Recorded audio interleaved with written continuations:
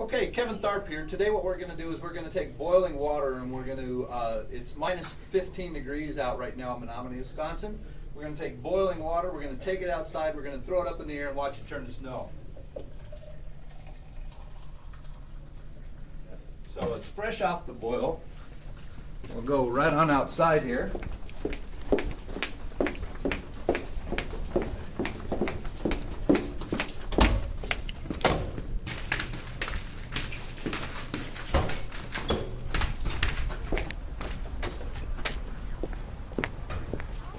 And we will throw it up.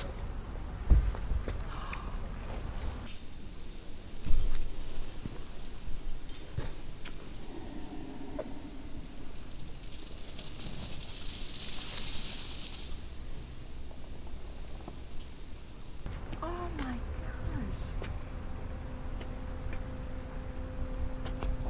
There you go.